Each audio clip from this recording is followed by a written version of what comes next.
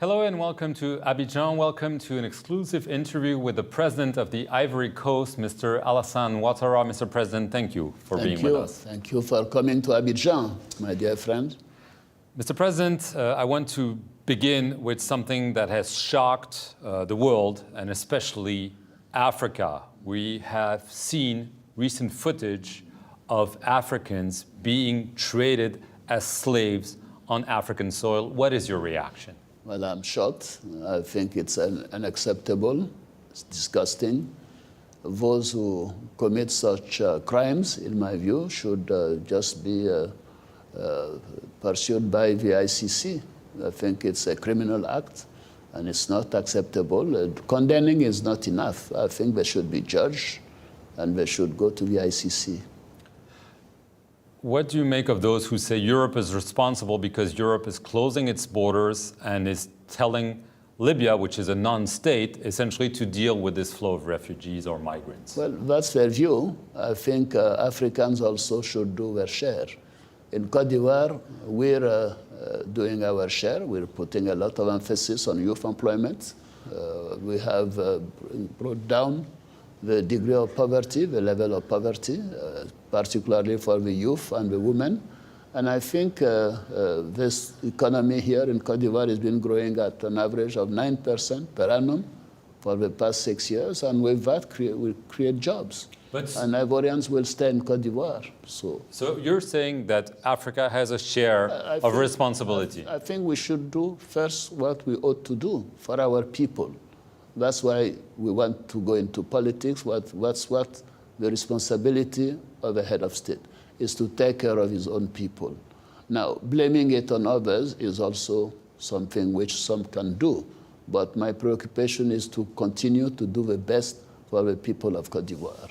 In a few days, Ivory Coast is going to host the 5th summit between the African Union and the European Union. Obviously, it's a very important moment. So. Is this issue, because the theme is youth, yes. Obviously, but this is tragic, yes. Things happening to young people. Yes. Do you think this should be an issue at the summit? It will be on the agenda. I think it's clear that it's something which is not acceptable. And see, the question of youth employment is the core of the summit. So we're going to see the concrete steps, what we can do, what we should do to create more jobs, to develop the private sector. We have to do our own job also to make the countries attractive, and also to ask the Europeans to open up, to make sure that if our youth wants to go to study, to get employment in terms of training and so forth, this can be done on a legal way. Legal organization of migration is what should be encouraged, not illegal migration. So you're telling Europe you should not be a fortress, but you should be welcoming to our youth. I'll even go further to tell Europe and Europeans they should not be afraid, because Africa, the African youth, can bring a lot to the Europeans. I think clearly this is seen in many areas, in the music, in football, in artistic, cultural activities. So why not in other segments of the society? So one should be open-minded, as we are in Côte d'Ivoire. Out of the 24 million Ivorian people living in Côte d'Ivoire, 6 million are non-Ivorians. So that's 1/4 of the population that lives here in peace, that contribute to the growth, to the prosperity of this country, and we're very proud of that. Do you wait for concrete decisions? Because those summits will hear very nice speeches, probably nice final declarations, but many people feel that's only talk and not action. Well, this is generally true. What we hope is that this summit, not only we will talk, that's part of it, we will develop measures, concrete steps, and especially that there will be a follow-up of what has been decided. But all this is only possible if each country does what is necessary. For us Africans, we should make sure that we make our countries more attractive to private and public investment. That means for the private investment to make sure that the business environment is better, for the public investment which is needed for the major projects, railroad and so forth, that our macroeconomic framework is stable so that countries can know that if they come and invest, even at a concessional term, that in 20 years we will not ask again for a debt rescheduling. So we have our own part to do. So what I'm interested in is what we should do on our own ourselves. What the others can do for us, that's very good. There's also a security issue. Obviously, West Africa has been struck by terrorism in Mali, in Burkina Faso, in Niger, in Nigeria, but also in Ivory Coast a year and a half ago. Is this still a major issue? No, I think actually we have the question of youth employment. We have, of course, linked to that is migration. We have a question also of security, terrorism, what we should do. But these things are linked, you know, because if you have less poverty and a better environment, probably the youth will not be going elsewhere. And we have a question of the climate. For us, this is essential because African countries, we pollute the least in the world, yet the consequences are the worst on us. Look, this is supposed to be Harmattan, but now we're having rains here every day, which will spoil some of the goods and so forth, which destroys infrastructure. It creates more spending for the government and the like. So clearly, there are important elements we should be working on, migration with the youth and so forth, question of the climate, as I mentioned, and of course, fighting terrorism. Is terrorism still a major threat for your country? Well, for our country, probably less than the others, but it's a problem for all of us in the world, whether in Africa or in Europe or in America.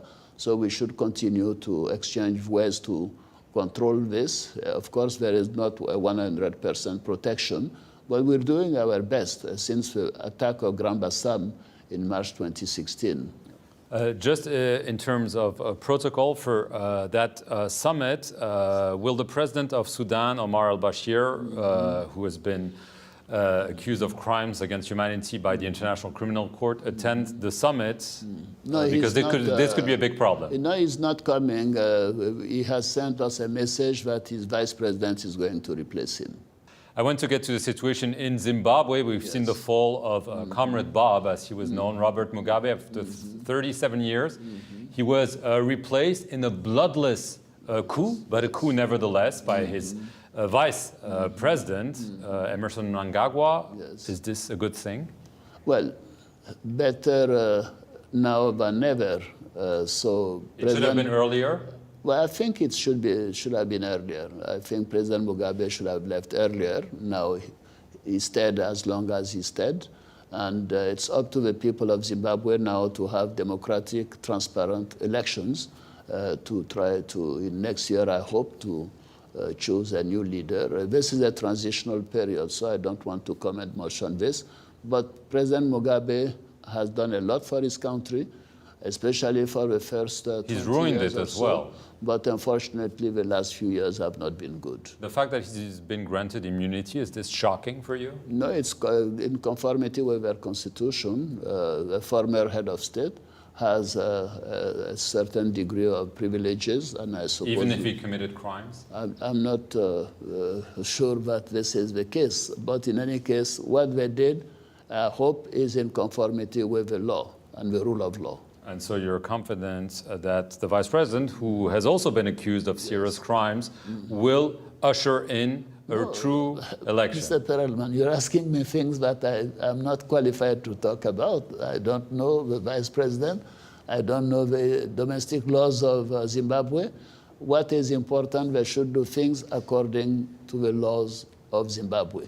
Because that's how you respect your own people. If things are done according to the law. On a broader scale, the issue of presidents clinging to power, changing the constitution and so on. I mean, there have been debates in a number of countries. There are still debates in Togo, for instance. Do you think there should be a rule for everyone so that it's clear, or do you fear that There will be endless debates about this Well, issue. I'll mention to you that Angela Merkel will be coming on the 28th.